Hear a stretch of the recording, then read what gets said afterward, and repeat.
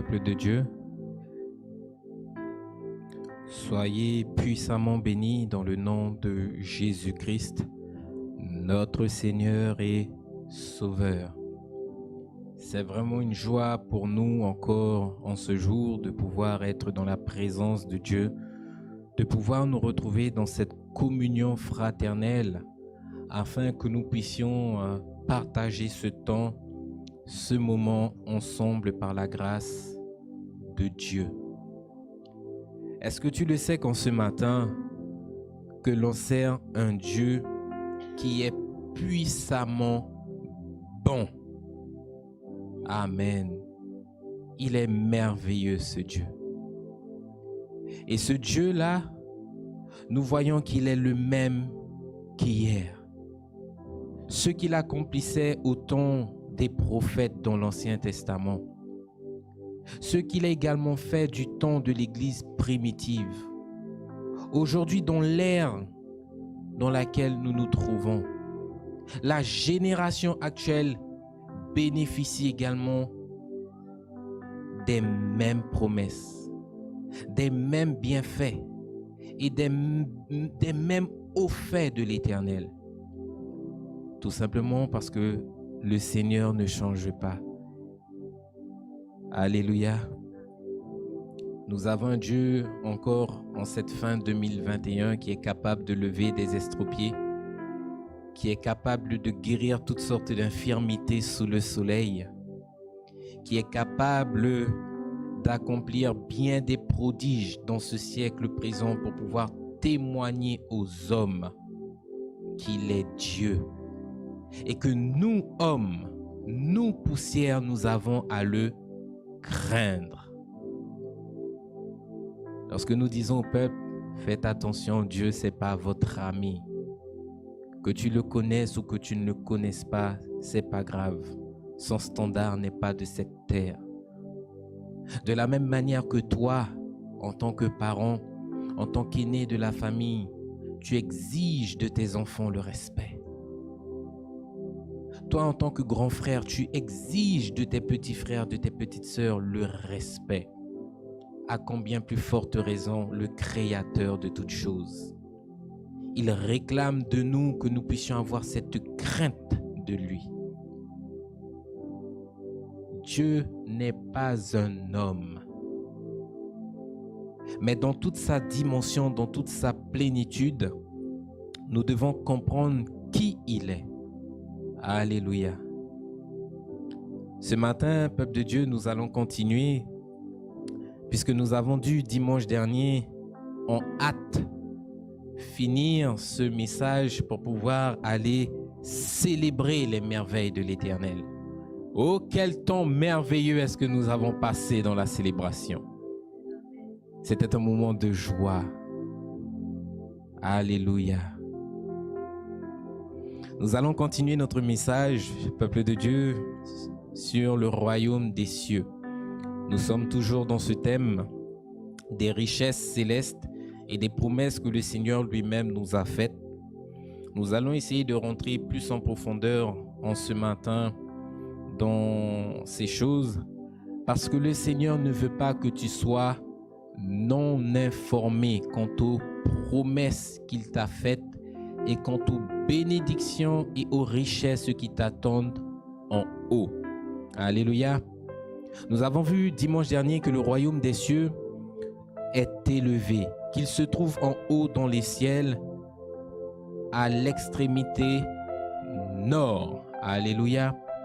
Nous avons vu que pour rentrer dans ce royaume-là, il nous faut avoir une vie conforme aux standards de Dieu. En d'autres termes, tout croyant qui désire rentrer dans le royaume doit être sanctifié. Et nous allons voir ces choses ce matin. Nous allons essayer de rentrer, comme je vous l'ai dit, en profondeur. Parce que malheureusement, en tant que serviteurs, nous voyons la corruption un petit peu partout, même dans le message que certaines brebis reçoivent. C'est un message qui est totalement corrompu, qui est totalement falsifié Et c'est quand même décevant de voir que des pasteurs, des serviteurs qui sont appelés à proclamer la justice de Dieu ne font pas leur travail. Le peuple est livré quotidiennement à la boucherie. Le diable lui-même vient décimer le peuple de Dieu parce que les serviteurs en place ne sont pas capables de tenir leur position dans les voies saintes du Seigneur. Et aujourd'hui, le Seigneur lui-même souffre parce qu'il voit bon nombre de ses brebis être égarées par-ci, par-là, alors que le Seigneur désire vous ramener dans sa bergerie. Le Seigneur désire vous ramener à la maison. N'endurcissez pas vos cœurs, mais laissez-le travailler, laissez-le agir. Alléluia. J'invite le peuple dans un tout premier passage qui se trouve dans le livre d'Apocalypse.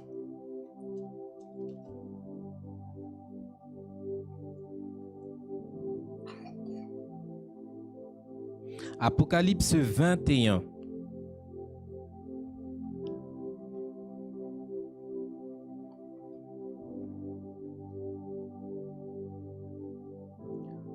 Apocalypse 21, nous prenons la lecture à partir du verset 1. Il est écrit: « Puis je vis un nouveau ciel et une nouvelle terre, car le premier ciel et la première terre avaient disparu et la mer n'était plus. » Alléluia.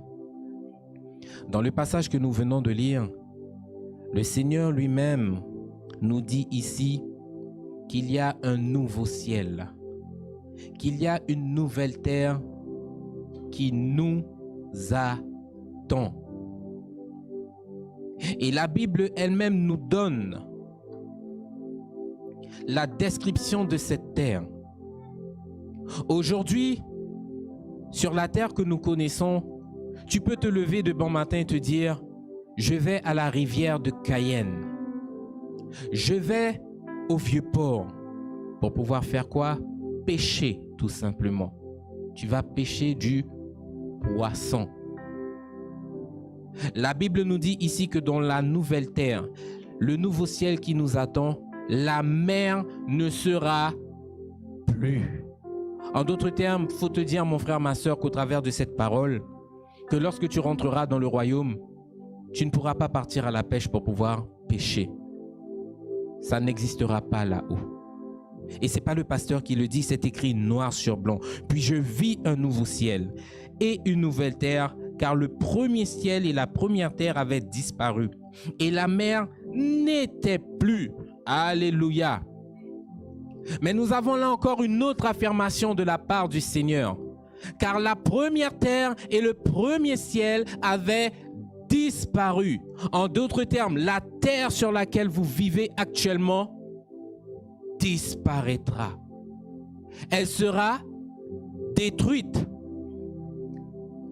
Pourquoi je dis et pourquoi je parle d'enseignement corrompu? Parce que nombreux sont les personnes qui pensent que la terre sur laquelle nous vivons là, elle sera restaurée, elle sera régénérée et c'est dessus que nous vivrons éternellement. Peuple de Dieu, la création que nous connaissons a été souillée. Vous voyez tout ce qui se passe au jour d'aujourd'hui? Dieu ne peut pas restaurer cette création-là. C'est pas possible. Elle a tellement été souillée que le Seigneur la détruira pour pouvoir laisser place à quelque chose d'autre. Le corps que tu as également lui-même sera détruit, englouti par la vie, la Bible nous dit. Pourquoi? Parce qu'il y a cette nouvelle création, lorsque tu passes par les eaux du baptême, qui prend vie. Et c'est cette nouvelle création-là qui ira vivre dans cette dimension éternelle avec le roi. C'est pas ta chair, c'est pas le sang. C'est le nouveau toi, né spirituellement. Alléluia. Est-ce que vous croyez en cela, qu'il y a une nouvelle terre, un nouveau ciel qui vous attend? Amen. Mais malheureusement, j'aimerais vous dire que ce n'est pas le cas de beaucoup. On va parler un peu ce matin de certaines choses. La Bible nous dit que la création elle-même, quand on la regarde, elle nous prêche, elle nous parle. Toi-même, par moments, lorsque tu regardes ta propre vie te parle, elle te prêche. Tout ce qui vous environne aujourd'hui, tout ce que vos yeux contemplent, tout ce que vos yeux voient à longueur de journée, vous prêche et vous parle. Est-ce que vous savez ce que c'est que l'instinct de survie? Alléluia, vous ne savez pas? Amen. L'instinct de survie, c'est quelque chose qui te pousse à préserver ton intégrité physique ou ton intégrité morale face à un danger. Pourquoi? Parce que au moment où cela se déclenche, c'est comme une alarme dans ton corps. Lorsqu'il y a danger, elle s'allume. Elle se met en route automatiquement pour te faire comprendre, ne reste pas là, bouge. Il faut que tu sortes de là. Et là, qu'est-ce qui se passe? Les personnes dans certaines situations se battent pour pouvoir s'accrocher à la vie. Amen. Alléluia. Et ce, peu importe le danger, hein, les personnes feront tout pour pouvoir, coûte que coûte, s'attacher à leur vie. Elles vont tout mettre en œuvre pour pouvoir sauver leur vie. Je vais donner 2 exemples. Et on peut même en prendre plusieurs, mais on va s'arrêter à 2 en ce matin. Lorsqu'il y a toutes sortes de catastrophes naturelles, vous voyez ce qui se passe. Lorsqu'on voit les raz-de-marée, les tsunamis, ce sont des vagues destructrices de plus de 30-40 mètres. Lorsqu'elles arrivent sur une île, ça balaye tout sur son passage. Et avec la force, ça emporte tout. Si vous êtes trouvé sur le passage de cette vague, vous risquez même de mourir.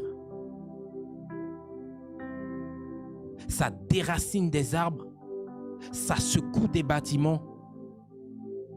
Par moments même, vous voyez même dans les journaux, certaines maisons même sont emportées avec la vague. Et lorsque vous voyez ces choses arriver naturellement, qu'est-ce qui se passe? Vous avez cet instinct-là qui se met tout de suite en place. La vague est en train d'arriver et c'est là que vous commencez à comprendre que le danger est imminent. Vous n'avez pas le temps de vous dire, je vais rentrer chez moi, je vais commencer à prendre mes linges, je vais faire une valise parce que le raz-de-marée est en train d'arriver là. Non. Parce que ta vie est beaucoup plus importante que ce qui se trouve dans la maison. Parce que ta vie est beaucoup plus importante que ce qui se trouve dans ton champ dehors. Tu vas laisser, tu vas abandonner ces choses pour pouvoir te préserver toi premièrement. Alléluia. Et lorsque cela arrivera, vous aurez certaines choses que vous allez commencer à mettre en pratique. La vague est en train d'arriver, donc il faut aller vers l'intérieur des terres. Pourquoi? Parce que la vague n'arrivera pas jusqu'au milieu de la terre. Vous allez, si vous n'avez pas la possibilité de rejoindre le milieu des terres, vous allez rechercher le bâtiment le plus proche possible, le plus haut possible pour pouvoir vous réfugier à l'étage. Et s'il n'y a pas de bâtiment, vous allez regarder à ce qui se trouve autour de vous. Et s'il y a des arbres, vous allez monter sur le sommet des arbres pour pouvoir échapper à la calamité qui est en train d'arriver. Alléluia. C'est le premier exemple, le raz-de-marée, le tsunami. Le deuxième exemple, c'est quelque chose de destructeur également. C'est ce qu'on appelle les tremblements de terre. En cas de tremblement de terre, vous allez voir beaucoup de personnes également vouloir sauver leur vie. Lorsqu'ils se retrouvent à l'intérieur, ils se retrouveront à l'intérieur d'une structure, d'un bâtiment. La première chose que vous allez les voir mettre en place, ce sont les actes de protection, les actes de survie. Le bâtiment est en train de secouer, la maison est en train de secouer. Les choses peuvent tomber, les choses peuvent s'effondrer. Donc, qu'est-ce qui va se passer? Vous allez voir des personnes aller se loger, s'abriter sous des meubles assez costauds, assez solides, sous un bureau, sous une table et même par moments sous votre lit. Ça, c'est si vous êtes à l'intérieur d'une structure. Et si vous êtes en plein air, vous allez chercher à vous réfugier, peuple de Dieu, dans des endroits dégagés. Vous n'allez pas vous abriter forcément près d'un bâtiment parce que si le bâtiment lui-même est en train de tanguer et qu'il s'écroule, vous serez vous-même emporté par l'écroulement du bâtiment.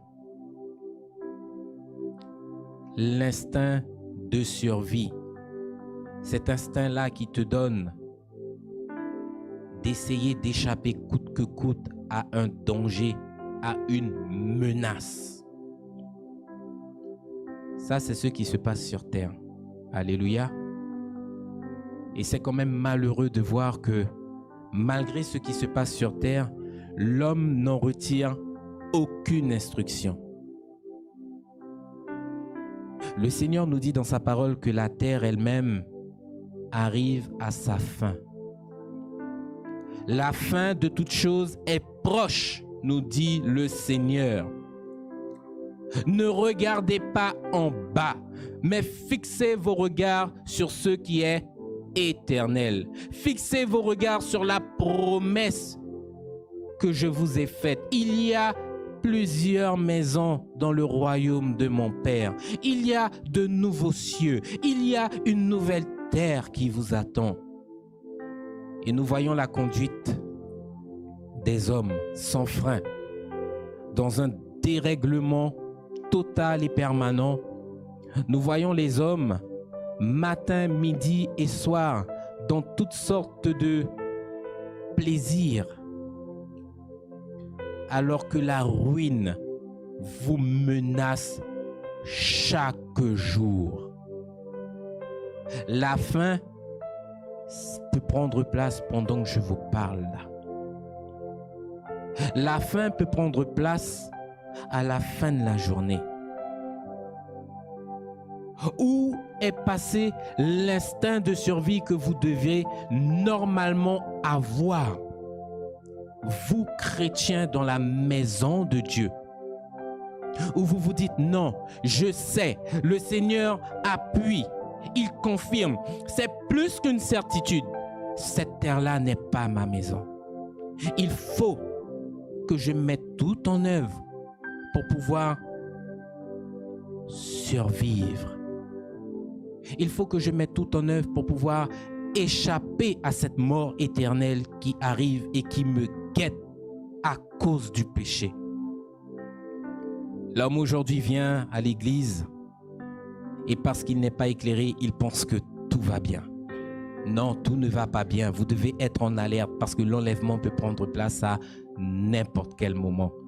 Et si tu n'es pas pris dans l'enlèvement, mon frère, ma soeur, j'aimerais te dire que ce qui arrivera par la suite, ce sera terrible. Parce que pour ceux qui ne seront pas pris, la Bible est claire, il n'y a pas de deuxième chance, c'est directement l'enfer qui vous attend. Vous aurez beau essayer de courir pour sauver vos vies, pour pouvoir vous repentir, pour pouvoir essayer une solution, un moyen quelconque pour pouvoir survivre, ces efforts-là seront faits en vain. C'est aujourd'hui que vous devez rentrer dans la barque du Seigneur, pas demain, parce que demain ne t'appartient pas. La fin de toute chose est proche. Et il y a une création bien meilleure, peuple de Dieu, qui vous attend. Et j'aimerais vous dire que cette création-là, elle ne sera pas ébranlée par quoi que ce soit. Elle demeurera ferme. Elle sera solidement bâtie. Tout simplement pourquoi? Parce que là où vous irez, c'est tout simplement dans le siège social de Dieu, le quartier général de Dieu. Une maison qui n'a ni commencement ni fin. Alléluia.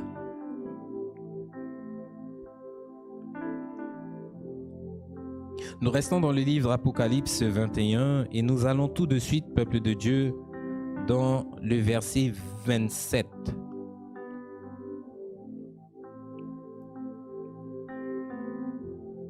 Nous avons vu ce passage la dernière fois où il est écrit « Il n'entrera chez elle rien qui ne soit souillé, ni personne qui se livre à l'abomination et au mensonge. Il n'entrera que ceux qui sont écrits dans le livre de vie de l'agneau. » Nous avons vu la dernière fois que le péché, peu importe la manière dont vous le graduez, qu'il soit tout petit, qu'il soit minime, qu'il soit grand, qu'il soit très grand, très gros, peu importe, c'est un péché et il ne rentrera pas dans le royaume des cieux. Alléluia. Et la dernière fois, je vous avais dit que vous avez besoin de rentrer dans le cheminement, dans le processus du Seigneur. Vous avez besoin de saisir la sanctification. Vous avez besoin de saisir la repentance. Vous avez besoin de saisir la séparation pour pouvoir vous préparer conformément selon les attentes et les exigences de Dieu. Et si le péché n'est pas toléré dans ce lieu-là, c'est alors que s'accomplit la parole du Seigneur dans Hébreux 12, 14 qui nous dit « Recherchez la paix avec tous et la sanctification sans laquelle nul homme ne verra le Seigneur. » C'est biblique ce que je vous dis ce matin. Je ne l'ai pas inventé de moi-même. Le Seigneur te dit que pour rentrer dans ce lieu, mon frère, ma sœur, il faut que ta vie soit sainte. Parce que Dieu lui-même est saint. Le royaume où tu désires aller est saint. Les anges qui règnent dans le royaume aux côtés de Dieu sont eux-mêmes également saints. Tout est pur là-bas. Tu ne peux pas rentrer avec la souillure du monde. C'est pas possible. Il y a des prérequis, bien-aimés, pour que vous puissiez rentrer dans ce royaume. Rentrer dans la présence de Dieu, ça exige que tu te sanctifies, ça exige que tu te sépares, ça exige que tu te repentes. Ça exige que tu puisses mourir à toi-même, que tu puisses perdre ce dans quoi tu te glorifies ici-bas sur cette terre pour pouvoir gagner bien plus le royaume des cieux. Je ne te parle pas ici d'un royaume comme la France, comme les États-Unis. Ces choses-là seront détruites avec la terre. Les nations que vous connaissez, aussi puissantes soient-elles, ne résisteront pas au jugement du Seigneur. Alléluia.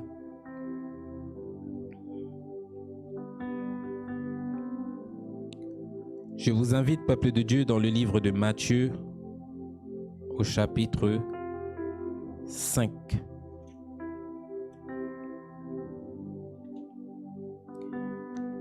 Celui-là, mon frère, ma sœur, t'attend. Et tu ne peux pas rentrer n'importe comment dedans. Alléluia. Matthieu, chapitre 5.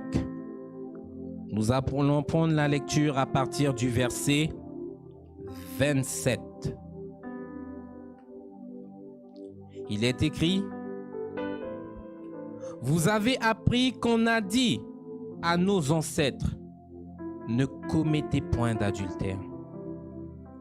Mais moi je vous dis que celui qui regarde la femme d'un autre avec envie, celui-là dans son cœur a déjà couché avec cette femme. Donc nous sommes dans le livre de Matthieu au chapitre 5. Nous prenons la lecture à partir du verset 27. Alléluia.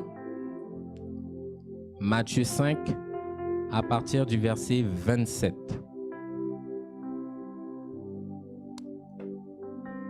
Alléluia. Nous reprenons. Vous avez appris qu'on a dit à nos ancêtres, ne commettez pas d'adultère. Mais moi je vous dis que celui qui regarde la femme d'un autre avec envie, celui-là dans son cœur a déjà couché avec cette femme. Si ton œil droit te fait tomber dans le péché, nous dit la Bible, arrache-le et jette-le loin de toi. Il vaut mieux perdre une seule partie de ton corps.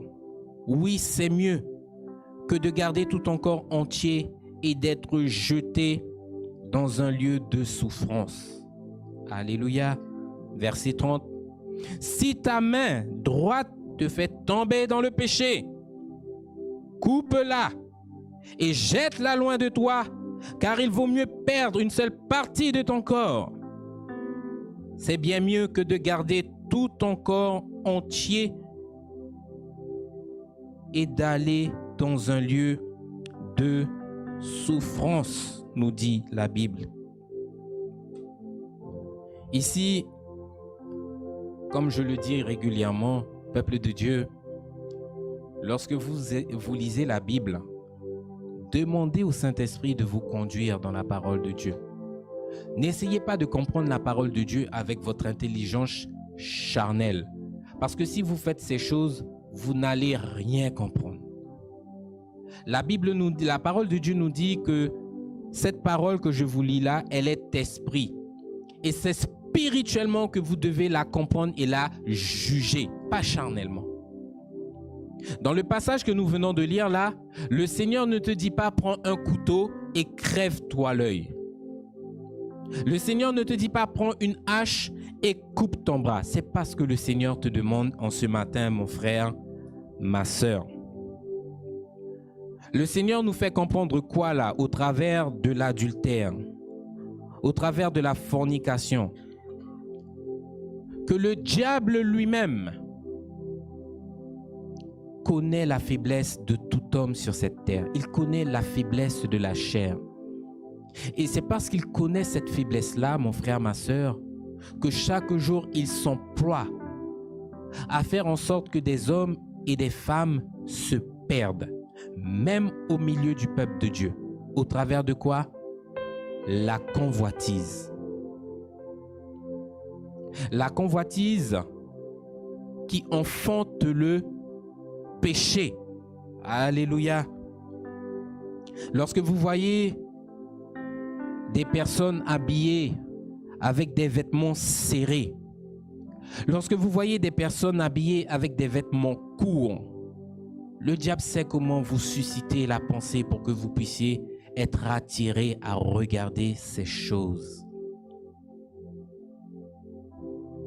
Et ce que le Seigneur veut pour toi, mon frère, ma sœur, c'est que tu puisses avoir cette maîtrise de toi. Là où l'impureté, là où l'apostasie, là où la corruption est exposée, là où le diable t'entraîne à regarder, tu sais que le Seigneur condamne ces choses.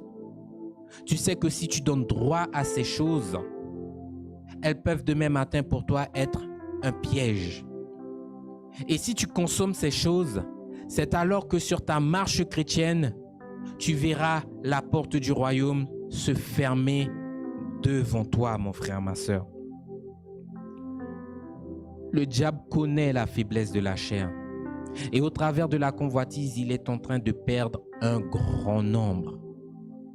On entend souvent dire les personnes dire mais j'ai juste regardé, hein, j'ai pas touché.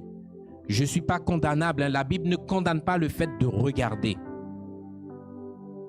Vous connaissez le cheminement de la convoitise?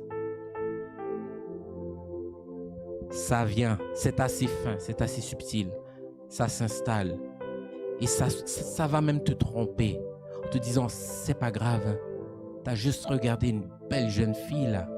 Regarde, elle a toute son anatomie qui est exposée. C'est pas ce que tu aimes regarder. Tu peux regarder. Dieu ne condamne pas le fait que tu regardes. Dieu ne te condamne pas. Tu peux regarder puisque tu n'as pas encore péché, tu n'as pas encore touché. Ce sont là les pensées du diable, ce sont là les pensées de la chair pour pouvoir vous conforter à vous auto-satisfaire sur cette voie-là. Et une personne qui manque de maîtrise de lui-même, ne peut entrer dans le royaume de Dieu. Lorsque nous disons au peuple, si tu veux rentrer dans le royaume, mon frère, ma soeur, il va falloir quotidiennement fournir des efforts. Tu vas devoir apprendre à mener une vie de discipline devant le roi. Quand on voit le témoignage de certaines personnes, moi, par moments, ça me choque.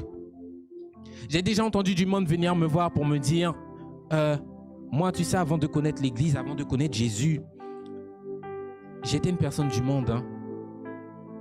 Et je peux te dire un truc, mon frère, ma soeur. Lorsque j'étais dans le monde, j'étais un coureur de jupons. Sur une semaine, je pouvais connaître cette fille. Aujourd'hui, depuis que j'ai connu le Seigneur m'a fait comprendre que ces choses ne sont pas bonnes. Je suis marié avec cette plante-là. C'est elle que le Seigneur m'a donnée. C'est elle que je veux et il n'y a personne d'autre. Cette vie où j'étais à gauche, à droite, là, c'est terminé. Le Seigneur donne un sens à ma vie maintenant.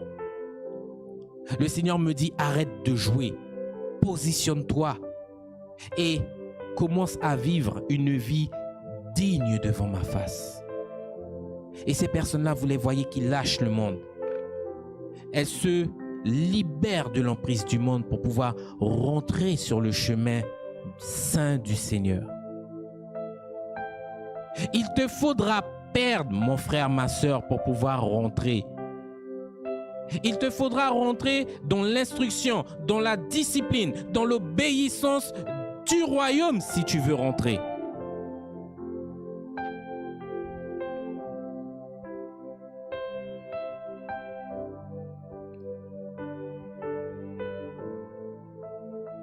Si ton œil droit te fait tomber dans le péché, arrache-le.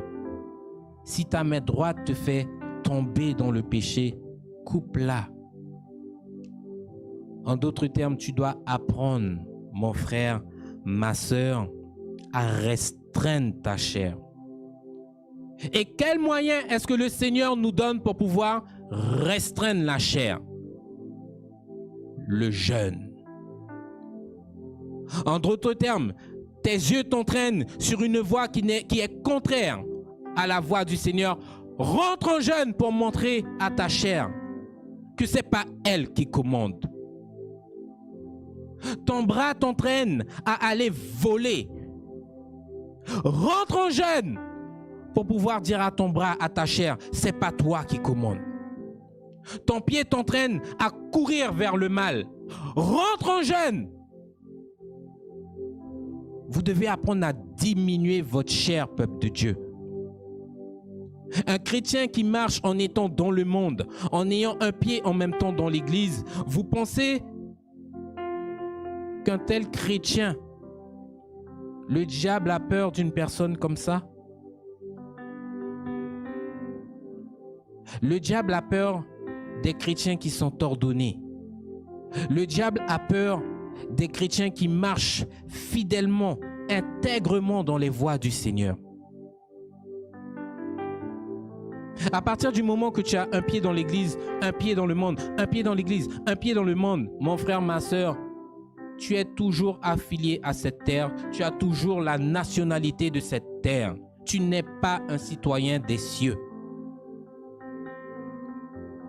Ce n'est pas toute personne qui se dit enfant de Dieu qui est certifié, qui est reconnu, qui a approuvé dans le royaume par le Seigneur. Et pourtant, vous vous dites chrétien et vous connaissez la parole de Dieu. J'ai une nouvelle pour vous ce matin. Le diable également connaît la parole de Dieu. Et vous voyez le standard dans lequel il est aujourd'hui. Alléluia. Si tu n'as pas la maîtrise de toi, mon frère, ma soeur, il est impossible que tu puisses entrer dans le royaume. Il faut comprendre ces choses ce matin. C'est pour ça que la Bible vous appelle à la séparation. Et la séparation, c'est quelque chose qui est une clé. Parce que même dans l'église, j'ai une nouvelle pour vous, vous devez apprendre à être séparés.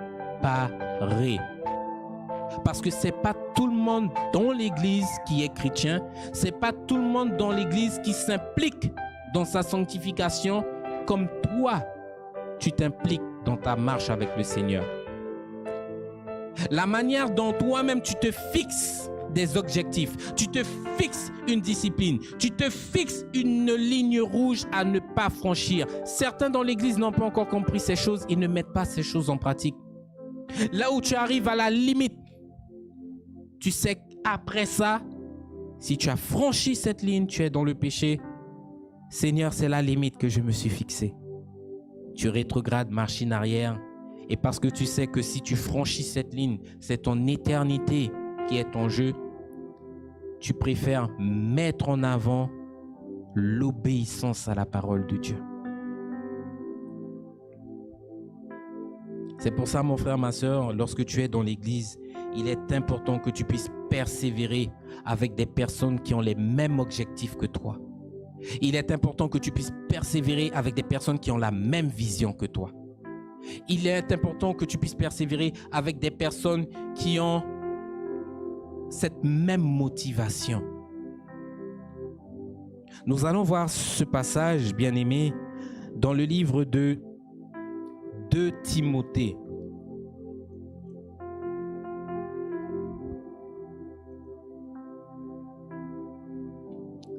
« 2 Timothée à partir du chapitre 2.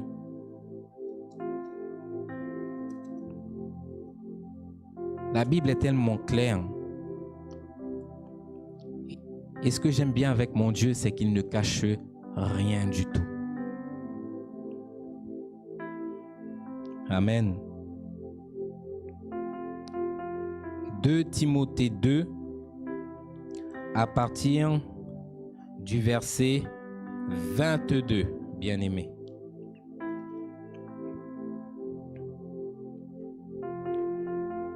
On est obligé de rentrer dans ces choses pour vous définir qu'est-ce qu'il vous faut pour pouvoir rentrer dans le royaume, parce que beaucoup se sont mis en tête que rentrer dans le royaume, c'est quelque chose de facile. Non, peuple de Dieu, détrompez-vous. La Bible dit que c'est au travers de la souffrance que vous allez rentrer dans le royaume de Dieu. Tu ne rentres pas dans ce lieu-là comme si tu rentrais chez le boucher ou chez un marchand de soupe, ou lorsque tu vas faire tes courses là, à Géant, à Cora, tu ne rentres pas dans ce lieu-là comme ça là. Il te faut montrer patte blanche. Il te faut avoir un laissez-passer. Si tu n'as pas le laissez-passer, tu ne rentres pas. 2 Timothée 2 à partir du verset 22. Ici, c'est l'apôtre Paul qui s'adresse au bien-aimé Timothée. Et il lui dit quoi? Mon frère, fuis les passions de la jeunesse et recherche la justice, recherche la foi, recherche l'amour, recherche la paix avec ceux qui invoquent le Seigneur d'un cœur pur. On n'a pas dit recherche la justice, la paix, l'amour, toutes ces choses avec ceux qui ont le cœur partagé. Alléluia. En d'autres termes, aujourd'hui tu connais un frère, tu connais une sœur dans l'église. Vous voyez que le dimanche, chaque jour qu'il y a culte, vous êtes dans la même atmosphère. Réunis, adorant Dieu d'un seul et même cœur. Vous voyez que vous avez tous les deux foi. Et un jour arrive ce frère, cette sœur-là t'invite chez lui. Le dimanche, il a cette attitude, elle a cette attitude pieuse. Et un jour, elle te lance cette invitation pour que tu viennes chez elle. Et tu te rends compte que cette personne-là, en fin de compte, est en train de tromper l'église. Elle a un petit copain. Elle s'est déjà fait avorter plusieurs fois. Elle marche dans la fornication. Et il y en a même qui ne le cachent pas, qui viennent vous dire non, non, non, moi je viens à l'église, j'écoute les paroles du pasteur, mais ce n'est pas toutes les paroles que je mets en pratique. Hein. J'ai quand même ma petite vie, il y a des choses auxquelles je suis accroché. Je ne suis pas prêt à me décrocher de ces choses. Et pourtant, le dimanche, vous êtes dans la communauté. Et au regard, qu'est-ce qui se passe? Quand on balaye la salle avec nos regards, on se dit « Waouh, Seigneur, regarde ta maison ». On est tous là dans cette atmosphère en train de te louer, en train de t'élever. Seigneur, il n'y a pas plus belle vision. On rentrera tous dans le royaume. C'est la pensée des chrétiens aujourd'hui, de penser que parce qu'on est tous ici dans l'église en train de louer Dieu, qu'on rentrera tous dans le royaume. C'est une illusion, c'est un mensonge. Parce que ce n'est pas tout le monde qui rentrera dans le royaume. Il y en a dans cette salle qui, au jour de l'enlèvement, resteront s'ils ne prennent pas leur salut au sérieux. C'est une vérité. Si tu penses qu'être enfant de Dieu, si tu penses qu'être passé par les eaux du baptême, ça t'ouvre les portes du royaume, mon frère, ma soeur, tu n'as pas encore compris ce que c'est véritablement l'évangile du Seigneur.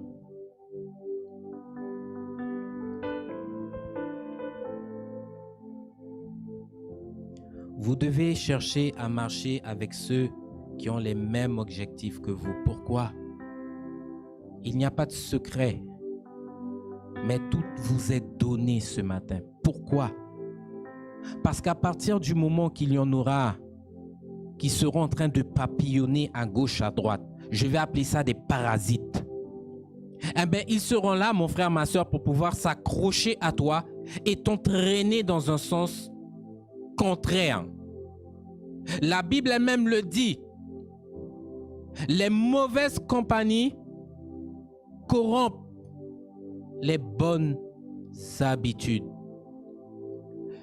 Les mauvaises compagnies vous détournent du droit chemin. Et vous voyez ça un petit peu partout, que ce soit dans l'église, que ce soit dehors. Je prends juste un exemple. Lorsque moi-même j'étais un étudiant au lycée, il arrivait par moments que nous n'ayons pas cours. Donc, qu'est-ce qui se passait? On se retrouvait à l'extérieur, aux abords du lycée, la classe tout entière. Et là, on apprend à se connaître les uns les autres. Et tu vois parmi tous tes camarades de classe, un qui est à part et qui vient rejoindre le groupe. Et il est en train de se fabriquer, de se rouler son petit joint là. Et une fois qu'il a fini de le rouler, il l'allume. Et tu le vois fumer ses affaires tranquillement. Vous imaginez, vous passez plusieurs mois avec les mêmes personnes, vous les côtoyez. À un moment donné, ces personnes-là viendront et elles vous proposeront également à fumer. Non, merci, je ne fume pas. Mais ne t'inquiète pas, ça fait pas mal. Hein. C'est quelque chose de naturel en plus hein, que je te donne à fumer. Hein. Tu devrais essayer un de ces quatre. Et vous voyez quoi? Des personnes qui, à l'origine, n'ont jamais touché la cigarette, n'ont jamais touché à ce genre de choses du jour au lendemain parce qu'on leur a proposé une fois, elles se retrouvent maintenant embarquées dans une spirale sans fin. Ces personnes-là fument alors qu'avant on les connaissait, elles refusaient ces choses. Mais à force d'être avec ces personnes-là, on vient, on te propose, tu veux pas manger? Non. Tu veux pas manger? Non. Tu veux pas manger? Arrivera un moment pour que les personnes puissent te laisser tranquille, tu diras oui. Et c'est ce qui se passe avec les chrétiens. Un chrétien, c'est une personne qui est sur ses gardes, qui est attentif et qui verrouille tous les accès. Le diable vient te proposer, comme le Seigneur Jésus lors de la tentation dans le désert, tu fermes la porte et tu renvoies le diable.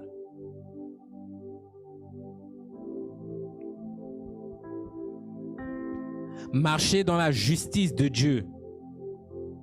Alléluia. 2 Timothée, chapitre 2, verset 22. Nous l'avons lu. Il est écrit, recherche la justice. Rechercher la justice en tant que croyant, ça veut dire quoi? L'homme de Dieu ne cesse de le prêcher à haute voix. Être dans la justice de Dieu, c'est de savoir, toi, en tant que chrétien, que le Seigneur Jésus est saint, que le Père est saint, que l'Esprit est saint et que Dieu lui-même juge le péché. Alléluia.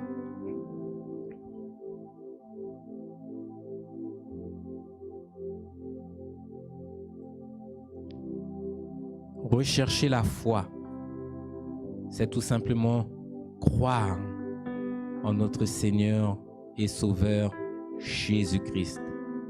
C'est tout simplement vous accrocher aux promesses qu'il vous a faites.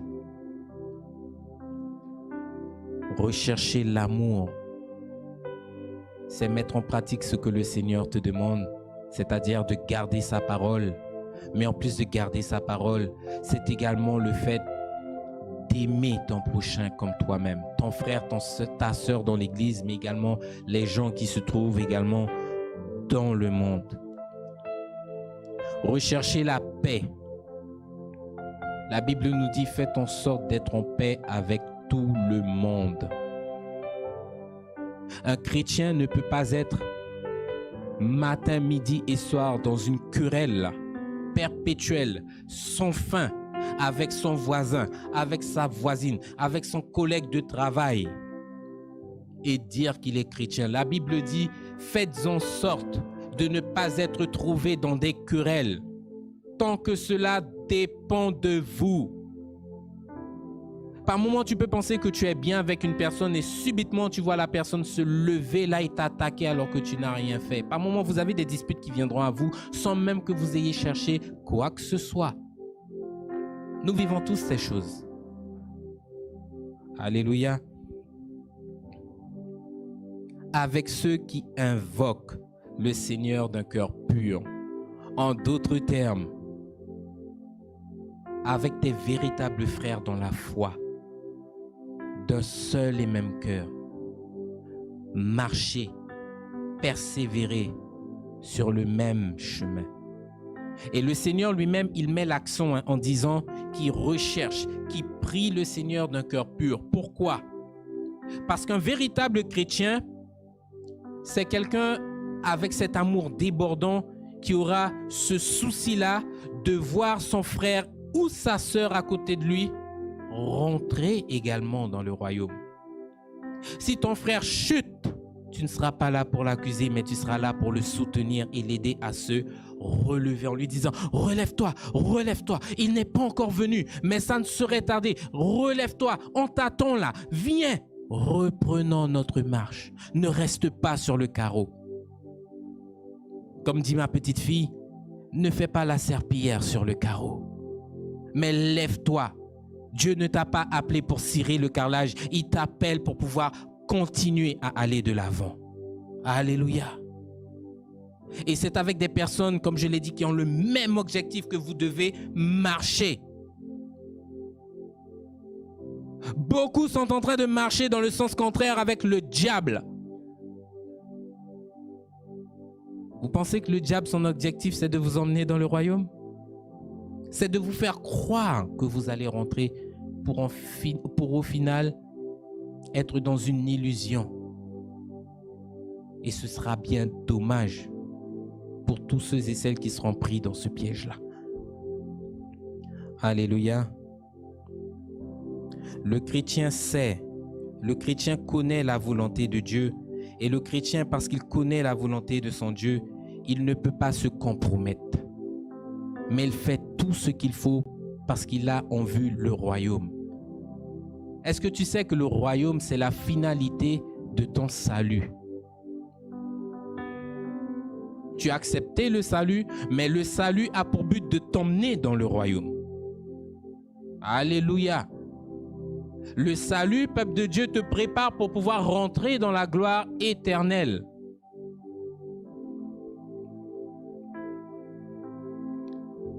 Le livre de Matthieu au chapitre 11.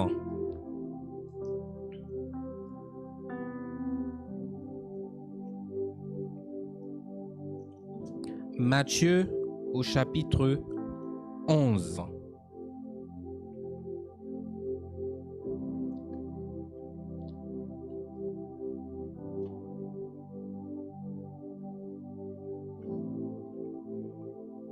Alléluia. Vous y êtes, peuple de Dieu, c'est bon? Amen. Il est écrit au verset 12. Depuis le temps de Jean-Baptiste jusqu'à présent, en d'autres termes, jusqu'en 2021, le royaume des cieux est forcé.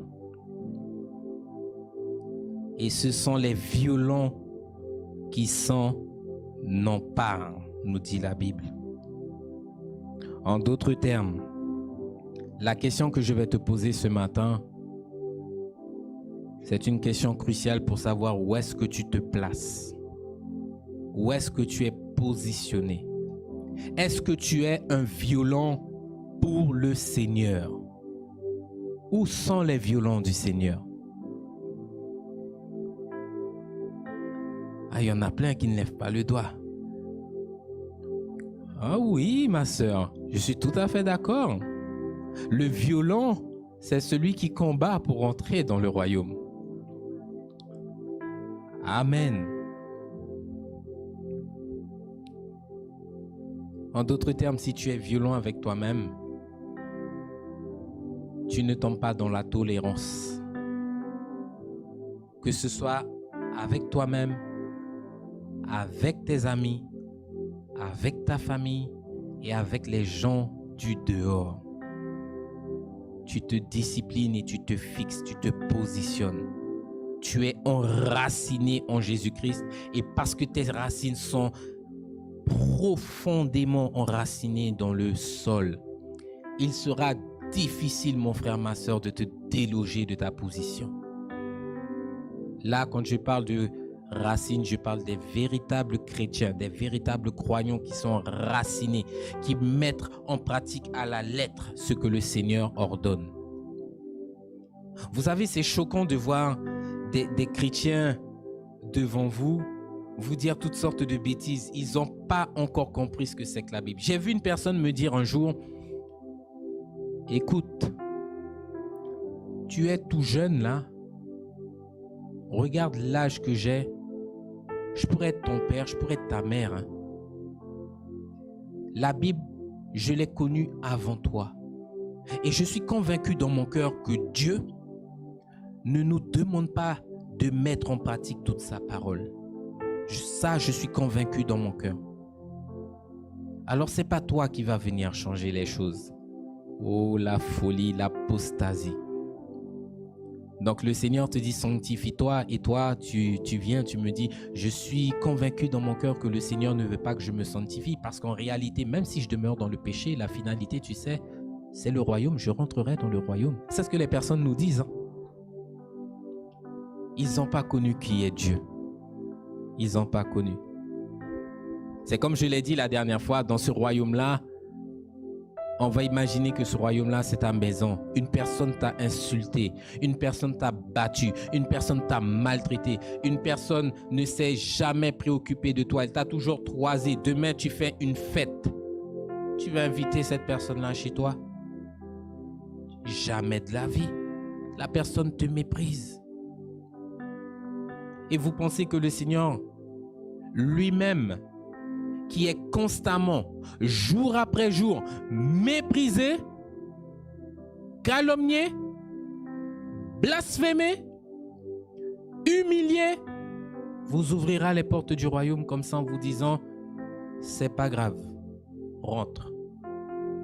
La Bible dit que le royaume des cieux est forcé et ce sont les violents qui s'en emparent. En d'autres termes, ce sont les personnes qui se lèvent et qui prennent position, qui font machine arrière. Ce sont des personnes qui aujourd'hui sont rentrées dans une autre dimension et qui combattent, comme dit l'apôtre Paul, le bon combat. Alléluia. C'est pas chose facile hein, de rentrer dans le royaume. Il te faut d'abord te faire violence à toi-même. Il te faut d'abord sortir de ce système-là, de ce système qui a été établi par le diable, établi par le monde pour pouvoir t'entraîner dehors, mon frère, ma soeur.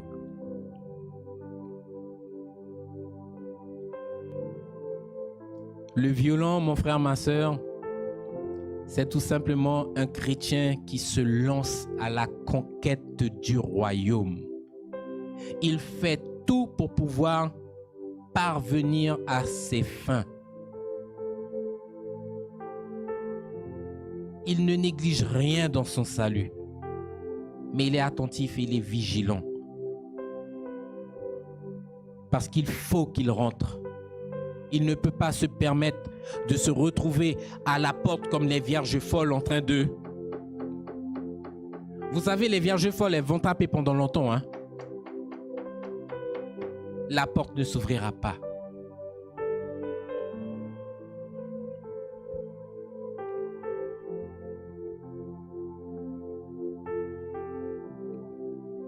Et comme je l'ai dit, parce que tu es sur ce chemin pour pouvoir aller dans le royaume des cieux, je l'ai dit tout à l'heure là avant le culte, tu auras en face de toi un ennemi. Un ennemi qui ne veut pas que tu rentres là-bas. Et ce que le chrétien a du mal à saisir, c'est que mon frère, ma sœur, le diable, il sait ce qui t'attend. Mais est-ce que toi, tu sais ce qui t'attend réellement en haut? Parce qu'avant de venir vers nous, hommes, le diable régnait dans le ciel. Et la Bible nous dit que c'était un ange qui était proche du Seigneur. Il était très proche de Dieu. Très, très proche. Donc l'endroit où il a quitté là, à cause de sa rébellion, il connaît cet endroit-là. Il a vécu là-bas. Mais pour toi qui n'y es jamais allé, son objectif, c'est de t'empêcher d'y aller. Et nous allons voir comment est-ce que le diable lui-même, ce qu'il met en place pour pouvoir entraîner le croyant à se détourner. Nous avons vu tout à l'heure là que ça commence avec la convoitise. La convoitise, lorsqu'elle arrive, lorsque vous la consommez, elle produit le péché. Le péché, lorsqu'il est consommé, la Bible dit qu'il produit la mort. Alléluia.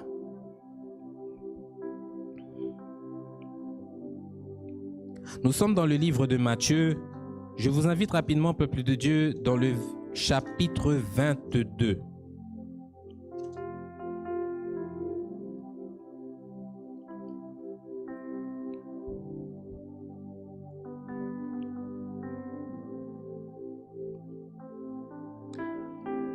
Donc, Matthieu chapitre 22, nous allons prendre la lecture à partir du verset 10.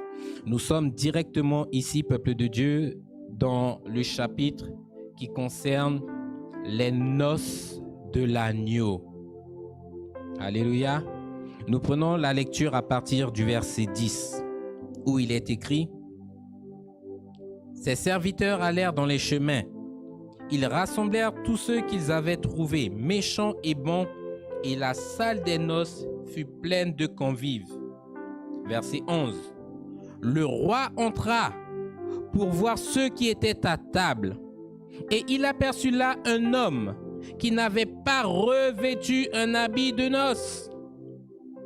Le Seigneur lui dit: « Mon ami, comment es-tu entré ici sans avoir un habit de noces ?» Cet homme eut la bouche fermée.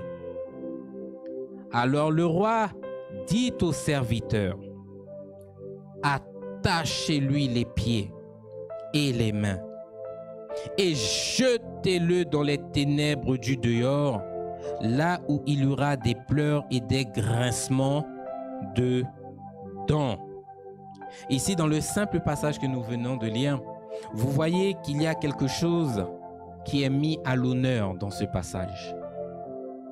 C'est le vêtement de fête. Ce vêtement qui n'est autre que le vêtement de fin lin, le vêtement pur, blanc et éclatant que tu reçois en tant que chrétien lorsque tu passes par les eaux du baptême. Alléluia. Et qu'est-ce qui se passe? J'aimerais te dire que ce vêtement-là, c'est lui t'en laissé passer pour entrer dans le royaume. La Bible nous dit que le serviteur ici, le Seigneur l'appelle mon ami. Et il s'adresse à lui en lui disant, mais comment se fait-tu que tu es rentré dans ce lieu-là sans habit de fête? Et nous l'avons déjà dit à plusieurs reprises, si le Seigneur l'appelle mon ami, ça veut dire que Dieu lui-même, le Seigneur Jésus lui-même, le Saint-Esprit lui-même connaissait cette personne. En d'autres termes, nous avons ici affaire à un chrétien qui a connu la parole de Dieu, un chrétien qui a mis en pratique la parole de Dieu, un chrétien qui a vécu et qui a expérimenté l'Esprit Saint, un chrétien qui a reçu ce vêtement de fin lin. Lorsqu'il s'est donné à Dieu pour la première fois de sa vie, le Seigneur lui a dit, « Aujourd'hui, mon fils, je te reçois comme mon enfant, je te reçois comme une personne de mon royaume. Tiens. » Le Seigneur te donne le laissez-passer. Le Seigneur te donne ton passeport qui t'identifie au royaume. Ton passeport, ce laissez-passer qui te donnera de rentrer dans la présence de Dieu. Le vêtement de fin lin. Alléluia. Et la Bible dit que comme il n'avait pas ce laissez-passer-là sur lui, le Seigneur a dit à ses serviteurs, attachez-lui les pieds et les mains et jetez-le là où il y aura les pleurs et les grincements de dents. En d'autres termes, envoyez-moi ça en enfer. Il n'a pas sa place parmi nous. On parle ici de quoi? D'un chrétien qui a commencé sa marche avec une authenticité, une intégrité, une ferveur et qui au bout d'un moment dans sa vie, on ne sait pas ce qui s'est passé, il a commencé à se relâcher. Il a perdu ce que le Seigneur lui a donné. Et j'aimerais te dire que ce vêtement de fin lin, peuple de Dieu, il a une grande valeur. Quand vous lisez la Genèse, lorsque vous voyez la chute d'Adam et Ève, la Bible nous dit quoi? Que Dieu, lorsqu'il a créé Adam et Ève, il leur a donné autorité sur la terre pour pouvoir la diriger, pour pouvoir la gouverner. Alléluia.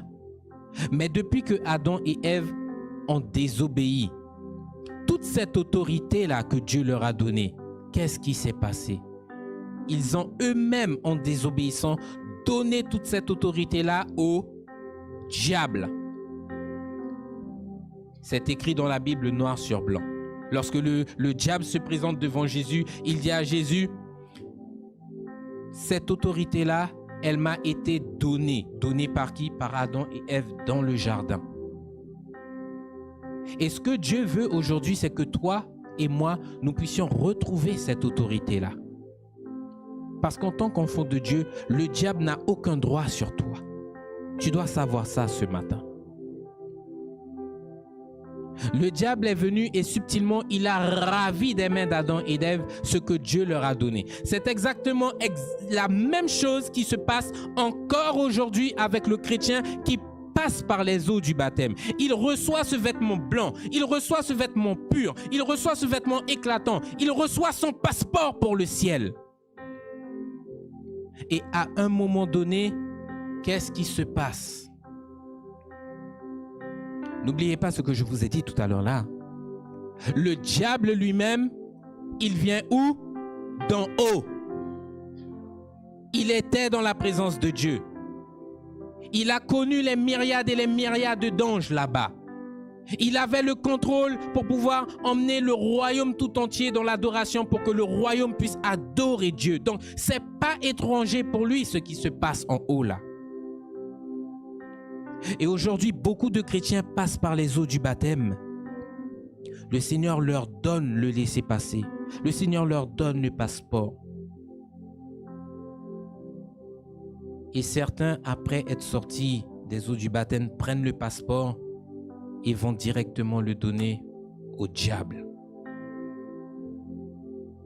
C'est tout ce qui te permet de rentrer dans le royaume. Il n'y a pas autre chose. Si tu n'as pas ce vêtement de fin lin correspondant aux critères que le Seigneur lui-même exige. Tu ne rentreras pas dans le royaume, mon frère, ma sœur. Certains même ont tellement donné droit à l'ennemi que l'ennemi lui-même vient souiller, il vient tacher, il vient déchirer votre passeport. C'est tout ce qui vous lie pour pouvoir rentrer dans le royaume. Et un passeport, c'est quoi? C'est un document. Vous avez tout ça, un passeport, une pièce d'identité. C'est un document que vous recevez d'un État, d'un gouvernement pour que vous puissiez circuler à l'étranger, mais également par moments circuler dans votre propre pays. Nous avons ça ici lorsque nous voyons, comment dire, le contrôle qu'il y a au niveau d'Irakubo. Il te faut montrer sur le territoire où tu vis patte blanche. Tu appartiens bien au pays. Tu es un enfant, tu es un citoyen du pays. Donc tu peux passer ce poste de contrôle-là librement. Et beaucoup, au jour de l'enlèvement, s'attendront à rentrer. Vous aurez, peuple de Dieu, le Seigneur lui-même à la porte. Il vous regardera. Ancienne Sylvie, c'est validé, tu peux rentrer. Alléluia.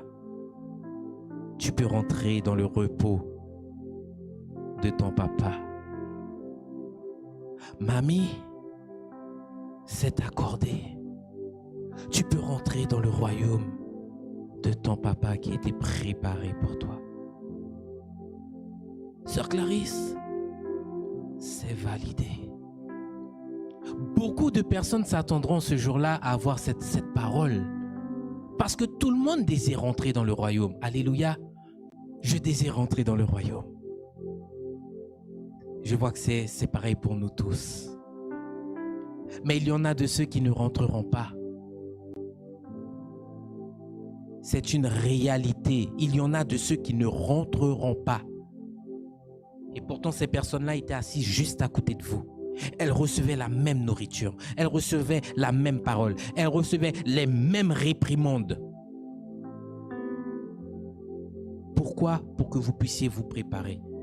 Et il y en a qui ont saisi les choses comme il y en a qui ne les ont pas saisies. Lorsque vous étiez jeune et que vous étiez à l'école, le jour des examens, vous étiez peut-être 40 dans une salle en train de passer l'examen. À la fin, vous aviez cette petite liste que je comparais au livre de vie. Alléluia. Où tu arrivais, un tel, ceci, cela, c'est validé, c'est admis. Oh, j'ai eu mon diplôme. C'est la fête, c'est la fiesta. Et tu vois, sur les 40, il y en a 13 de noms qui ne figurent pas. Elles n'ont pas été acceptées, elles n'ont pas été retenues.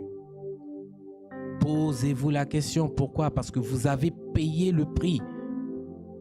Pendant que l'autre s'amusait avec ses copains près du chinois tard le soir, toi, jusqu'à 2 heures du matin, tu étais dans tes bouquins en train de te sacrifier parce que tu savais qu'à la fin, là, il y avait cette récompense.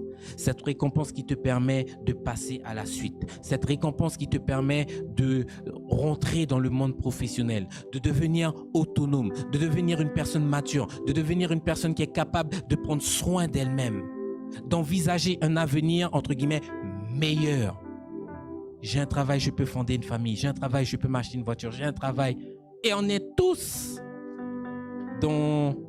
retrouvés dans cette circonstance-là. Mais pour ceux qui seront exclus, vous pensez que ce sera la joie? Ce serait une déception, une tristesse profonde. Un regret éternel, ma sœur. Alléluia. J'ai passé une formation la semaine, il n'y a pas longtemps, je vous ai déjà raconté ce témoignage-là. Mais le jour de l'examen, il y en avait, peuple de Dieu, qui jouaient. Lorsqu'on donnait l'instruction, certains étaient en train de jouer ou certains étaient au téléphone en train de faire je ne sais quoi. Et ça s'est vu à un moment donné avant la date de l'examen. Le formateur regardait et disait, lui, il est prêt. Lui, il est prêt. Elle est prête. Lui, il est prêt. Toi, là, je sais pas. Juste lorsque je te regarde, je vois sur ta dégaine, sur ton paraître, sur ton physique, que tu n'es pas mêlé avec la formation que tu es en train de suivre. Je me demande même pourquoi tu es là. Et cette personne-là, les jours ont commencé à passer, défiler. On se rapproche de la date d'examen. Et à un moment donné, il vient nous voir, tous autant que nous sommes les candidats. Et vous savez qu'est-ce que cette personne-là dit? Elle le dit avec un regret, avec une tristesse. Ce serait dommage de vous voir prendre vos affaires et moi, je reste sur place pendant que je vous vois continuer plus loin. Je dis, ah ben oui, faut souffrir, faut persévérer. Lorsqu'on donne l'instruction, il ne faut pas être au téléphone. Lorsqu'on donne l'instruction, il ne faut pas prendre ta voiture et puis aller acheter à manger. Il y en a là qui, depuis 6h30 du matin, sont en train de payer le prix sous un soleil chaud là pour pouvoir avoir leur examen à la fin. Alléluia. Vous aurez le royaume des cieux que si vous arrivez au bout. Et comme j'aime le dire, sur le chemin, lors de l'épreuve, vous n'êtes pas seul. Le Seigneur est avec vous. La souffrance que vous traversez, la souffrance que vous souffrez, il est là, il la voit. Ce n'est pas étranger à lui ce que tu es en train de vivre. Mais il te dit que dans la souffrance, mon frère, ma sœur, reste fidèle parce que c'est au travers de cette souffrance-là que les portes du royaume te seront ouvertes.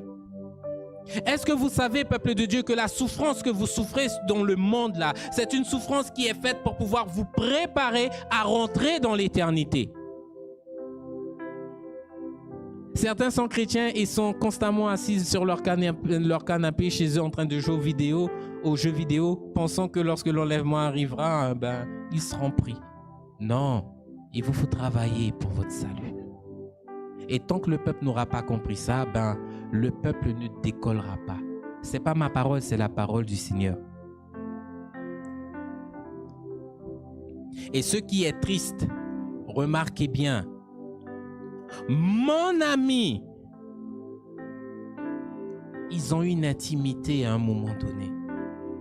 Mon ami, comment es-tu entré ici sans avoir revêtu de vêtements de fête? Vous voyez, lorsqu'on vous dit que Dieu ne change pas, que Dieu ne fait acception de personne, peu importe le standard que tu as eu dans sa maison, tu peux avoir été un prophète, tu peux avoir été un apôtre, tu peux avoir été un Jack, tu peux avoir été un serviteur fidèle. Mais au jour où tu pêches, voyez ce qui se passe. Le Seigneur l'a pris et le Seigneur l'a jeté en enfer. Tout cela pour vous faire comprendre que Dieu ne joue pas avec sa sainteté. L'impureté ne rentrera pas dans le royaume. Le royaume de Dieu est saint. Lorsque le péché a commencé à démarrer dans le royaume au travers de la rébellion du diable, le Seigneur a pris son balai là et il a balayé ce tas d'ordures hors de sa présence. Et vous pensez que vous, hommes, vous allez rentrer avec toute l'impureté, toute la souillure du monde dans le royaume? Non. Il a été trouvé un là. Le Seigneur l'a également balayé dehors. Il ne lui a pas dit, mon ami, comme j'ai vu que tu n'as pas revêtu de vêtements de fête et que je t'ai connu, je te pardonne, tiens un nouvel habit de fête. Non. Le Seigneur sait qu'il t'a donné ce qu'il y a de plus précieux. Revêtir cet habit de fête, c'est tout simplement revêtir le Seigneur Jésus-Christ. Tu veux rentrer dans la présence du Seigneur sans avoir Jésus? C'est pas possible. Je te l'ai dit haut et fort ce matin, c'est pas possible.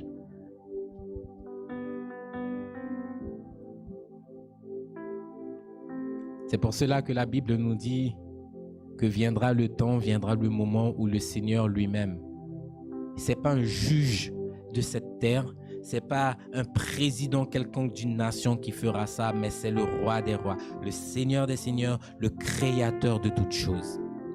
La Bible dit qu'à un moment donné viendra le temps où il séparera, il tranchera et il mettra les brebis à sa droite et il mettra les boucs là ceux qui veulent se borner à ne pas comprendre les paroles qui leur sont adressées, il les mettra à sa gauche. Et la Bible nous dit que pour les boucs, le Seigneur aura cette affection particulière en leur disant « Entrez dans le royaume de mon Père » qui a été préparé pour les brebis, pardonnez-moi, pour les brebis qui seront à sa droite.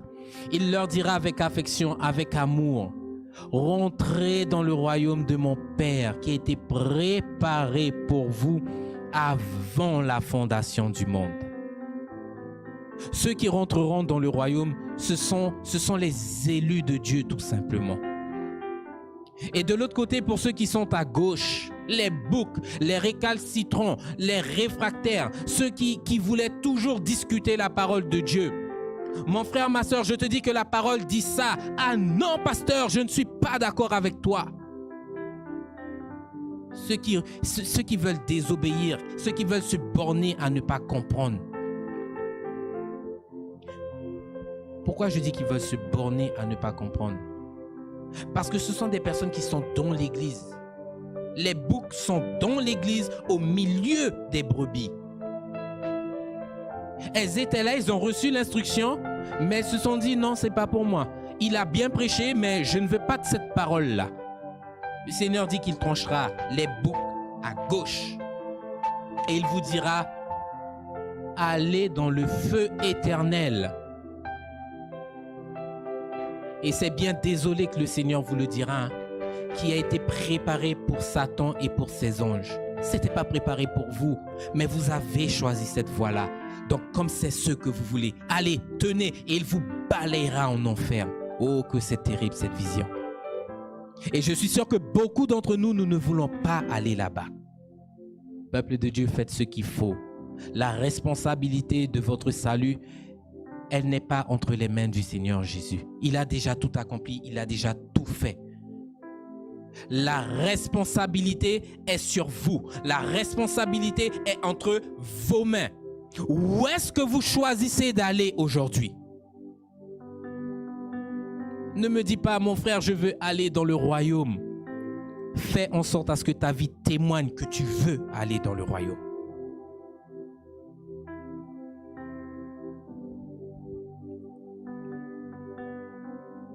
J'invite le peuple dans le livre d'Apocalypse.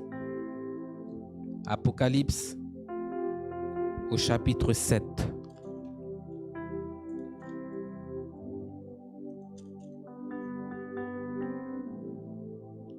Comme je l'ai dit, vous voyez aujourd'hui le diable est en train de tromper la terre tout entière.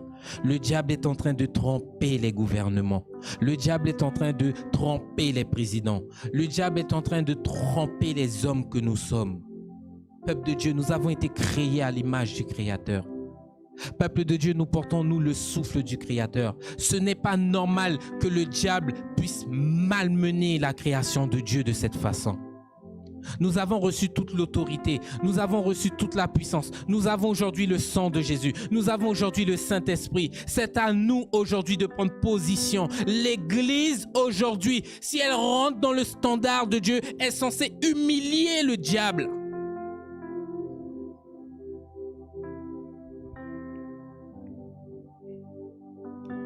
Apocalypse 7, chapitre 7. Nous prenons la lecture à partir du verset 9.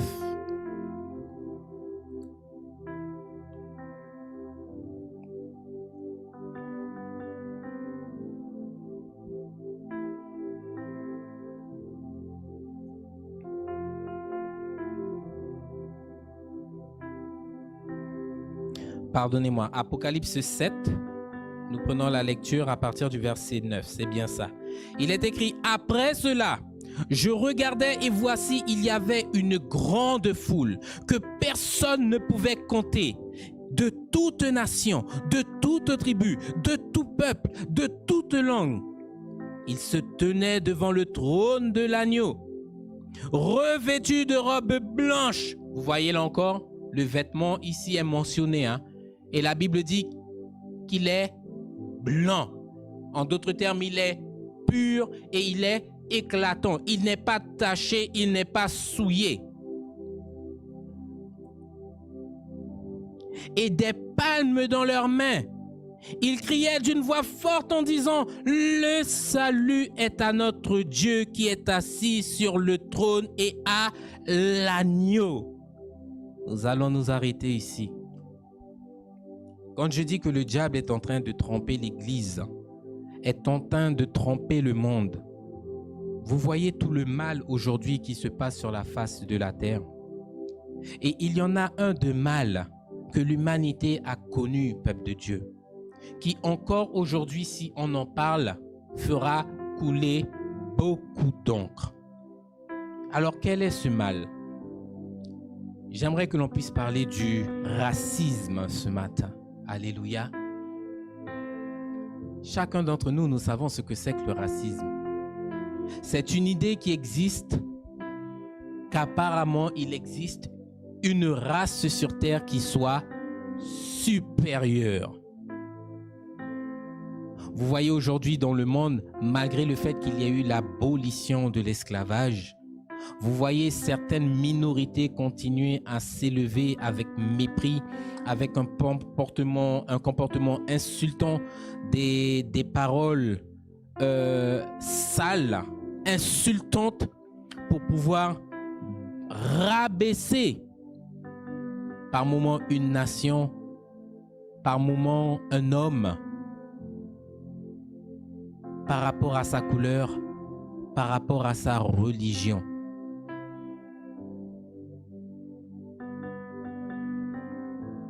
Dans le langage du monde, vous entendez souvent ces paroles. Le blanc est supérieur au noir. C'est écrit nulle part dans la Bible.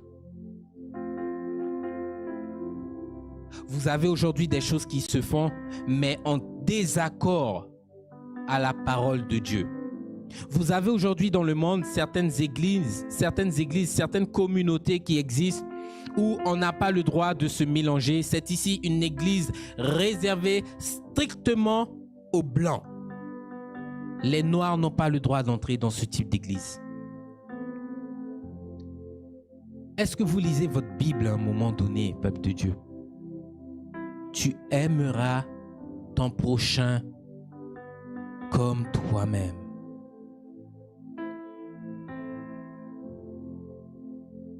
Aimez-vous les uns les autres,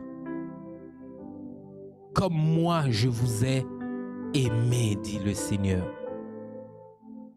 Et là, la Bible nous dit quoi? Alors que sur cette terre, nous vivons dans le chaos, nous vivons dans le désordre, nous vivons dans le trouble, parce que le diable lui-même est entré d'emmener l'homme à se liguer contre l'homme. Alors que le Seigneur nous dit, peu importe qui est devant toi, ça peut être un Chinois, ça peut être un Indien, ça peut être un Américain, mon frère, ma sœur, aime-le comme toi-même. Et vous voyez dans le royaume, dans le passage que nous venons de lire, il est écrit « Après cela, je regardais et voici, il y avait une grande foule que personne ne pouvait compter. Ils viennent de toutes les nations. Ils viennent de toute tribu. Ils viennent de tout peuple. Et ils parlent toutes les langues. » Ça veut dire quoi? Que dans le royaume, le racisme là, il n'existe pas. Vous n'allez pas trouver dans le royaume les Chinois séparés des Blancs. Vous n'allez pas trouver les Blancs séparés des Mexicains. Vous n'allez pas trouver les Mexicains séparés des Arabes. Non, la Bible dit que dans le royaume, il y a une grande foule de personnes qui se tient autour du trône. Et ce qui est merveilleux, lorsque vous lisez le verset 10, il est écrit, il criait d'une voix forte en disant, le salut est à notre Dieu. Vous voyez là un peuple uni, venu de tout horizon, en train d'élever Dieu, en train d'honorer Dieu, en train d'adorer Dieu. Et toutes les communautés confondues sont représentées devant le trône. Les Américains, les Chinois, les Russes, les Guyanais, les Bushinengue, toutes les communautés sont représentées devant le trône. Il n'y en aura aucune qui soit oubliée. Aujourd'hui, on est en train de se battre par rapport à une religion, mais le Seigneur ne regarde pas à ta religion ici sur terre. Il y a une seule religion qui compte lorsque tu arrives dans le royaume. Tu es un enfant de Dieu, ni plus, ni moins. Tu ne seras pas supérieur à ton frère ou à ta sœur dans le royaume.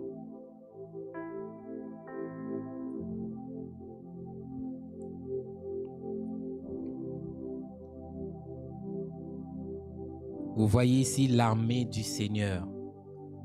L'armée du Seigneur qui est multi-ethnique, composée de toutes les nationalités. Et c'est avec cette armée-là, mon frère, ma sœur, qu'il reviendra pour pouvoir combattre. Il ne laissera pas une communauté dans le royaume, mais c'est tout le monde qui reviendra avec lui, avec force, avec puissance, avec une grande gloire pour pouvoir combattre au temps de l'Armageddon. Vous vous imaginez? Et aujourd'hui, on est trouvé dans des chamailleries. Ah, je suis supérieur à toi.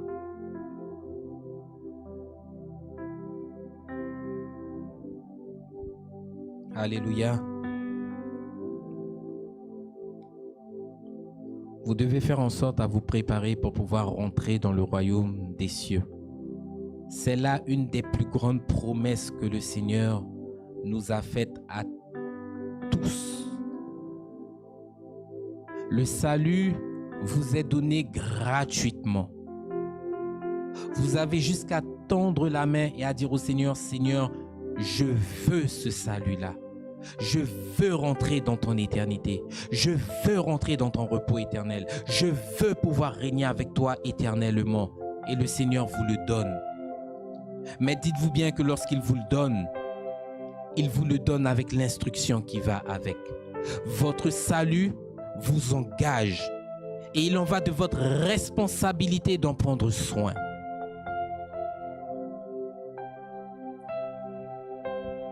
Nous allons lire un dernier passage avant de clôturer. Je vous invite de nouveau dans le livre d'Apocalypse 21.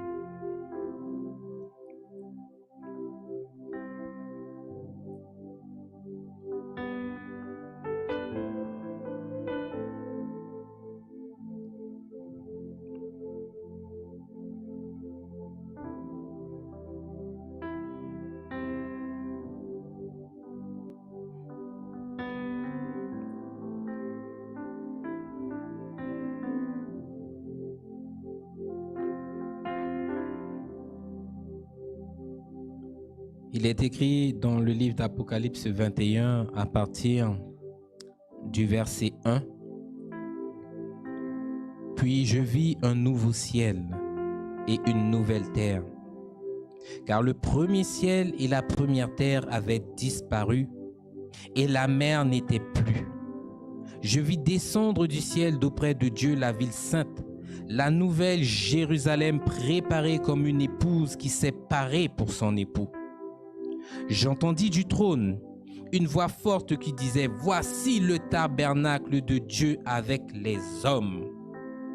Il habitera avec eux et ils seront son peuple. Et Dieu lui-même sera avec eux. » Alléluia. Verset 4. Il essuiera toutes larmes de leurs yeux et la mort ne sera plus. Il n'y aura ni deuil, ni cri, ni douleur, car les premières choses ont disparu. Et celui qui était assis sur le trône dit, « Voici, je fais toutes choses nouvelles. » Et il dit, « Écris, car ces paroles sont certaines et véritables. » Et il me dit, « C'est fait. Je suis l'alpha et l'oméga, le commencement et la fin. À celui qui a soif, je donnerai de la source de l'eau de la vie gratuitement. Celui qui vaincra héritera ces choses, je serai son Dieu et il sera mon fils. Alléluia. La parole ici est donnée. Le baromètre est donné. Faites en sorte de rentrer dans ce lieu. Parce que dans le passage que nous venons de lire, la Bible vous le certifie, vous le garantit et vous l'affirme. Il n'y aura ni deuil, ni mort, ni maladie. Il n'y aura pas de diabète dans le royaume. Il n'y aura pas de cancer dans le royaume. Il n'y aura pas d'infirmité dans le royaume. Ce que vous connaissez ici-bas sur cette terre, ça n'aura plus lieu en haut. Et par-dessus tout, la plus grande de toutes les consolations, la Bible dit quoi? Les premières choses sont passées. Le Seigneur lui-même viendra vous consoler. Le Seigneur lui-même viendra essuyer vos larmes. Et dans ce lieu-là, parce que la souffrance n'existera plus, vous n'aurez plus à pleurer. Vous n'aurez plus à être troublé. Vous n'aurez plus à être préoccupé. Parce que le péché là-haut n'existera pas. Et la Bible dit que dans cette consolation éternelle-là, que le Seigneur Dieu sera lui-même au milieu de nous. Vous allez pouvoir être en communion éternellement avec le Créateur. Oh, quelle belle vision! Quand j'entends certains qui viennent dire « Je préfère aller régner en enfer avec le diable ». Vous savez qu'est-ce qui vous attend en enfer? On aura le temps de prêcher sur l'enfer, on ne sait quatre. Ça a déjà été fait à maintes et maintes reprises ici. Et je peux vous assurer que ce qui vous attend en enfer, mon frère, ma soeur, ce n'est rien comparé à la souffrance que tu es en train de vivre ici-bas. Là. La réjouissance, je te donne la direction ce matin. Elle ne se trouve pas en enfer, elle se trouve dans le royaume. Alléluia. Amen, peuple de Dieu. Je vous invite à vous mettre debout. J'ai une joie dans mon cœur en ce matin. Béni soit le tout-puissant nom du Seigneur. Alléluia.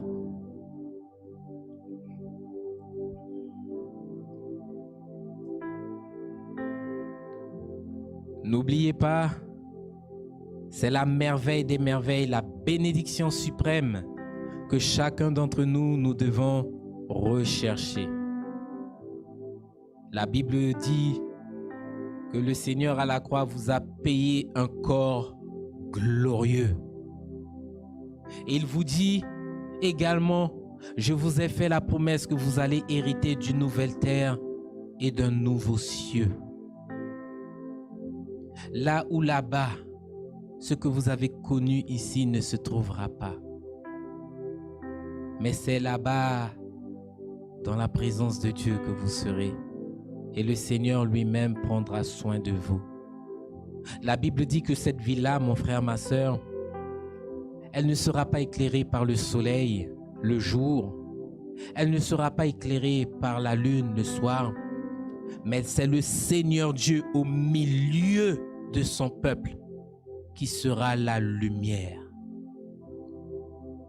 Nous rentrons dans une dimension tout autre avec Dieu. Et cela vaut le coup de se sacrifier et de souffrir un peu pour le Seigneur. Parce que la Bible dit que les récompenses qu'il nous a acquises sont bien plus grandes que les petites souffrances que nous souffrons dans le monde. Alléluia. Pour ceux qui veulent recevoir le Seigneur, je vous invite, peuple de Dieu, à lever les mains et à répéter cette prière au nom de Jésus. Éternel Dieu Tout-Puissant, Dieu 3 fois Saint, en ce matin, je m'approche de toi, Seigneur, humblement, afin de te demander pardon, Seigneur, pour ma condition devant ta face, pour ma condition devant le trône. Là où je me suis laissé dérouter, Seigneur. Là où je suis sorti, Seigneur, du droit chemin. Je viens te demander pardon. Parce que j'ai cru que dans ma condition, Seigneur, le royaume m'était ouvert. J'ai cru que dans ma condition, Seigneur, je pouvais rentrer dans ton royaume n'importe comment. En ce matin, dans ton amour, tu m'éclaires. Et tu m'appelles encore en ce matin à reconsidérer mes voies. Tu m'appelles encore en ce matin à me préparer convenablement afin de pouvoir hériter ces choses avec toi, Seigneur. Mon Dieu, je te demande pitié pour l'apostasie dans laquelle je suis trouvé. Aide-moi à me défaire de ces liens qui sont un piège, Papa, pour mon éternité. Aide-moi, Seigneur, à redoubler d'efforts. Aide-moi, Seigneur, à rentrer dans cette vie de discipline pour ta gloire. Que tu puisses, par ton sang précieux, mon Dieu, me laver de la tête aux pieds. Que tu puisses faire de moi un instrument nouveau pour ta gloire. Que tu puisses m'aider, Seigneur, afin que je sois utile, Seigneur, mon Dieu Père, pour ton œuvre. Et que tu puisses ordonner mes pas. Je t'en supplie, Seigneur, ordonne mes pas, afin qu'ils puissent marcher vers ton royaume. Mon Dieu, j'ai entendu que l'enfer est cruel. Que l'enfer, Seigneur, c'est pour ceux et celles qui seront trouvés rebelles devant ta face. Et je ne veux pas aller là-bas, mon Dieu. Alors aide-moi, donne-moi ce bon vouloir et ce faire afin que chaque jour je puisse persévérer, que je puisse endurer pour toi, Seigneur. Dans le nom de Jésus, je te remercie, Seigneur. Amen. Que le Seigneur vous garde, parce que le Seigneur vous aime. Et le Seigneur ne veut pas vous voir rentrer en enfer. Il vous appelle à regarder à la vie, à la promesse qu'il vous a faite, parce qu'elle est certaine, peuple de Dieu. Alléluia. Soyez bénis.